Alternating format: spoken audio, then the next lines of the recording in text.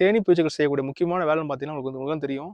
அயல் மகரந்த சேர்க்கைக்கு ஒரு முக்கியமான ஆள் யாருன்னா, இந்த தேனீ பூச்சிகள். இன்னைக்கு நீங்க சாப்பிடக்கூடிய கேரட்டு, பீட்ரூட்டு, காலிஃப்ளவரு இது எல்லா பயிர்லயும் பார்த்தீங்கன்னா, அயல் மகரந்த சேர்க்கையுள்ள பயிர் அத்தனைக்கும் வந்து மிக முக்கியமான நபர் யாருன்னா, இந்த தேனீ பூச்சிகள். இந்த பூச்சி இல்லைன்னா, அயல் மகரந்த சேர்க்கை கண்டிப்பா நடக்காது.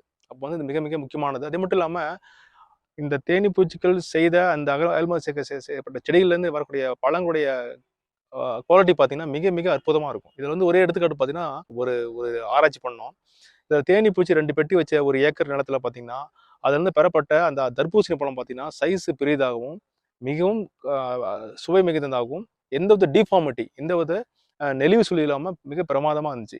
இதே வந்து தேனீ பெட்டி வைக்காத இடத்துல பார்க்குறப்ப, நெறைய இடங்கள்ல அந்த பழங்கள் வந்து பார்த்தீங்கன்னா, வெம்பி போயும், அது மட்டும் இல்லாம நெறைய நெளிவு சுளிவு உள்ள பழங்கள்லாம் நெறைய பார்க்க முடிஞ்சுச்சு. ஆனா தேனீ பூச்சி மகர சேர்க்கை உண்டு பண்ண அந்த இடங்கள்ல இந்த இதே இல்ல. அதனால தேனீ பூச்சி ஒரு அற்புதமான ஒரு அயல் மகர சேர்க்கை செய்யக்கூடிய ஒரு முக்கியமான பணியை செஞ்சுட்டு இருக்கு.